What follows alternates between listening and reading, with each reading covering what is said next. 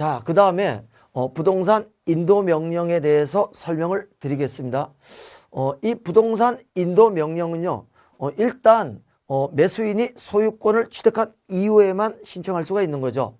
이 매수인은 대금을 완납을 하게 되면 소유권을 취득하니까 결국은 인도 명령은 대금 납부를 하게 되면 신청할 권리가 생기는 것이고요. 다만 아무 때나 신청을 할 수 있는 것은 아니고요. 6개월 이내에만 신청을 할 수가 있다는 것이죠. 매수인이 대금을 납부한 뒤 6개월이라고 우리 법도 명시를 하고 있고요. 6개월 이내에 신청을 하면 법원에서 인도명령을 발령할 수가 있는데 여기 보시면 채무자, 소유자 이런 말이 있죠. 채무자, 소유자는 당연히 무조건 인도명령 대상이 되는 것이고요. 점유자인 경우에는 조금 다릅니다. 이 점유자인 경우에는 이 점유자가 매수인에게 대항할 수 없는 경우라면 무조건 인도명령 대상이 되는 거고요. 만약에 이 점유자가 매수인에게 대항할 수 있는 경우라면 인도명령 대상이 될 수 없겠죠. 그 다음에 두 번째 보시면요. 만약에 대금을 납부하고 6개월이 경과했을 때는 어떻게 할 것이냐. 자, 우리 법 규정은 6개월 이내에만 인도명령을 신청할 수가 있다고 되어 있죠. 그런데 6개월이 경과하면 못하는 것이죠. 그러면 어떻게 할 것이냐. 인도명령은 신청을 못하지만 소를 제기하면 되는 것이죠. 소유자의 지위에서 예를 들어서 건물 인도 청구의 소라든가 이런 소송을 통해서 점유하고 있는 이런 점유자들을 내보낼 수가 있다는 것이죠. 그래서 6개월이 경과하면 일단 인도명령은 신청할 수가 없다는 거고요. 그 다음에 이런 경우에는 건물 명도 청구라든가 건물 인도 청구 소송을 제기해야 가능하다 그런 얘기죠. 이 6개월이라는 이 기간은 신축할 수 없다는 얘기는 법원에서 임의로 늘려주거나 줄여주거나 이렇게 할 수가 없다는 얘기죠. 자, 이 사례를 보시면요.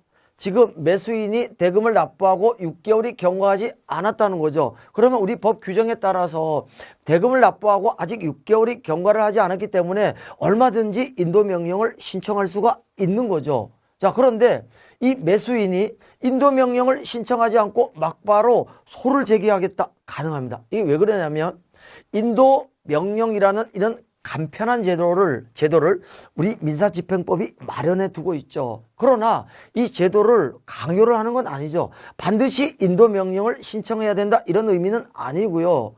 이 인도명령이라는 제도를 이용하고 안 하고는 매수인의 자유죠. 그렇기 때문에 이 매수인이 아직 6개월이 경과하지는 않았지만 인도명령을 신청하지 않고 소를 제기해도 관계가 없다는 것이죠. 자, 그러면 인도명령은 누가 신청할 수 있느냐? 이 인도명령은 당연히 대금을 납부한 매수인이죠. 만약에 이 매수인이 사망을 했다면 상속인이 신청을 할 수가 있다는 거죠.